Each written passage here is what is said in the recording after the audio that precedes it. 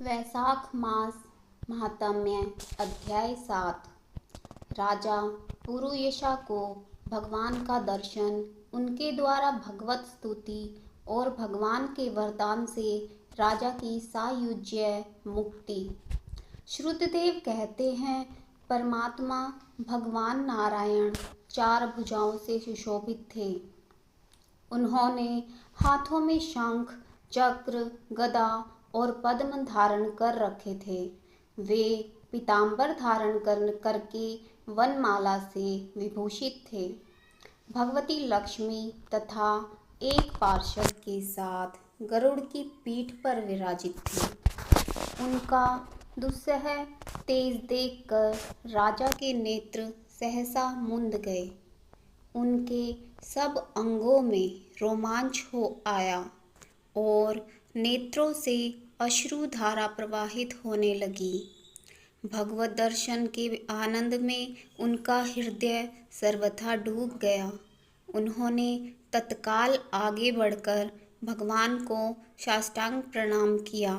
फिर प्रेम विह्वल नेत्रों से विश्वात्म देव जगदीश्वर श्री हरि को बहुत देर तक निहार कर उनके चरण धोए और उस जल को अपने मस्तक पर धारण किया। उन्हीं चरणों की धोवन रूपा श्री गंगा जी ब्रह्मा जी सहित तीनों लोकों को पवित्र करती है। तत्पश्चात राजा ने महान वैभव से बहुमूल्य वस्त्र आभूषण और चंदन से हार, धूप, दीप तथा अमृत के समान नैवेद्य के निवेदन आदि से एवं अपने तन, मन, धन और आत्मा का समर्पण करके अद्वितीय पुराण पुरुष भगवान विष्णु का पूजन किया। पूजा के बाद इस प्रकार स्तुति की, जो निर्गुण, निरंजन एवं प्रजापतियों के भी अधीश्वर हैं, ब्रह्मा आदि संपूर्ण देवता जिनकी वंदना करते रहते हैं, उन परम पुरुष भगवान श्री हरि को मैं प्रणाम करता हूँ। शरणागतों की पाप राशि का नाश करने वाले आपके चरणारविंदों को परिपक्व योग वाले योगियों ने जो अपने हृदय में धारण किया है, यह उनके लिए बड़ी सौभाग्य की बात है। बढ़ी हुई भक्ति के द्वारा अपने अंतःकरण तथा जीव भाव को भी आपके चरणों में ही चढ़ाकर वे योगी जन उन चरणों के चिंतन मात्र से आपके धाम को प्राप्त हुए हैं। विचित्र कर्म वाले आप स्वतंत्र परमेश्वर को नमस्कार है। साधु पुरुषों पर अनुग्रह करने वाले आप परमात्मा को प्रणाम है। प्रभो, आपकी माया से मोहित होकर मैं स्त्री और धन रूपी विषयों में ही भटकता रहा हूँ। अनर्थ में ही मेरी अर्थ दृष्टि हो गई थी। प्रभो विश्वमूर्ते, जब जीव पर आप अनंत शक्ति परमेश्वर की कृपा होती है, तभी उसे महापुरुषों का संग प्राप्त होता है, जिससे यह संसार समुद्र गोपद के समान हो जाता है। ईश्वर जब सत्संग मिलता है, तभी आप में मन तथा बुद्धि का अनुराग होता है। मेरा समस्त राज्य जो मुझसे छिन गया था, वह भी आपका मुझ पर महान अनुग्रह हो आया था, ऐसा मैं मानता हूँ। मैं न तो राज्य चाहता हूँ, न पुत्र आदि की इच्छा रखता हूँ और न कोश की ही अभिलाषा करता हूँ, अपितु मुनियों के द्वारा ध्यान करने योग्य जो आपके आराधनीय चरणारविंद हैं, उन्हीं का नित्य सेवन करना चाहता हूँ। देवेश्वर जगन निवास, मुझ पर प्रसन्न होइए, जिससे आपके चरण कमलों की स्मृति बराबर बनी रहे तथा स्त्री, पुत्र, खजाना एवं आत्मीय कहे जाने वाले सब पदार्थों में मेरी आसक्ति है, वह सदा के लिए दूर हो जाए। भगवान, मेरा मन सदा आपके चरणारविंदों के चिंतन में लगा रहे। मेरी वाणी आपकी दिव्य कथा के निरंतर वर्णन में तत्पर हो। मेरे ये दोनों नेत्र आपके श्री विग्रह के दर्शन में, कान कथा स्वर्ण में तथा रसना आपके भोग लगाए हुए प्रसाद के आस्वादन में प्रवृत्त हो।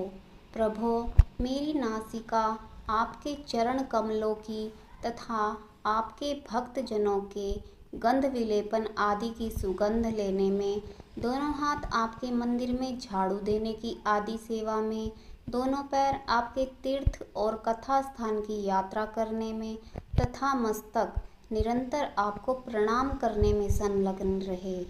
मेरी कामना आपकी उत्तम कथा में और बुद्धि अहर्निश आपका चिंतन करने में तत्पर हो। मेरे घर पर पधारे हुए मुनियों द्वारा आपकी उत्तम कथा का वर्णन तथा आपकी महिमा का गान होता रहे और इसी में मेरे दिन बीते। विष्णु, एक क्षण तथा आधे पल के लिए भी ऐसा प्रसंग न उपस्थित हो जो आपकी चर्चा से रहित हो। हरे, मैं परमेष्टि ब्रह्मा का पद, भूतल का चक्रवर्ती राज्य और मोक्ष भी नहीं चाहता, केवल आपके चरणों की निरंतर सेवा चाहता हूँ, जिसके लिए लक्ष्मी जी तथा ब्रह्मा, शंकर आदि देवता भी सदा प्रार्थना किया करते हैं। राजा के इस प्रकार स्तुति करने पर कमल नयन भगवान विष्णु ने प्रसन्न हो मेघ के समान गंभीर वाणी में इस प्रकार कहा, राजन, मैं जानता हूँ तुम मेरे श्रेष्ठ भक्त हो, कामना रहित और निष्पाप हो। नरेश्वर, मुझ में तुम्हारी दृढ़ भक्ति हो और अंत में तुम मेरा सायुज्य प्राप्त करो।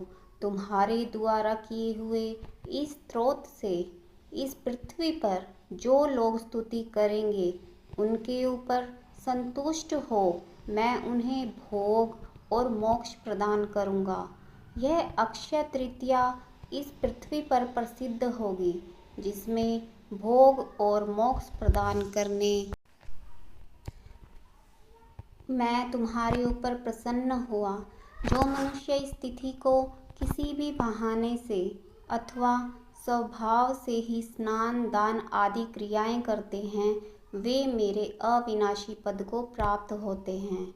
जो मनुष्य पितरों के उद्देश्य से अक्षय तृतीया को श्राद्ध करते हैं, उनका किया हुआ वह श्राद्ध अक्षय होता है। इस तिथि में थोड़ा सा भी जो पुण्य किया जाता है, उसका फल अक्षय होता है। नृपश्रेष्ठ, जो कुटुंबी ब्राह्मण को गायें दान करता है, उसके हाथ में सब संपत्तियों की वर्षा करने वाली भुक्ति और मुक्ति भी आ जाती है। जो वैशाख मास में मेरा प्रिय करने वाले धर्मों का अनुष्ठान करता है, उसकी जन्म, मृत्यु, जरा, भय और पाप को मैं हर लेता हूँ। अनग, यह वैशाख मास मेरे चरण चिंतन की ही भांति ऐसे सहस्त्रों पापों को मेरे चरण चिंतन को ही भांति ऐसे सहस्त्र पापों को हर लेता है, जिनके लिए शास्त्रों में कोई प्रायश्चित नहीं मिलता है। राजा को यह वरदान देकर देवादिदेव भगवान जनार्दन सबके देखते देखते वहीं अंतर्ध्यान हो गए। तदंतर राजा पुरुयशा सदा भगवान में ही मन लगाए हुए उन्हीं की सेवा में तत्पर रहकर इस पृथ्वी का पालन करने लगे। देव दुर्लभ समस्त मनोरथों का उपभोग करके अंत में उन्होंने चक्रधारी भगवान विष्णु का सायुज्य प्राप्त कर लिया। जो इस उत्तम उपाख्यान को सुनते और सुनाते हैं, वे सब पापों से मुक्त हो भगवान विष्णु के परम पद को प्राप्त होते हैं। जय जय श्री हरि।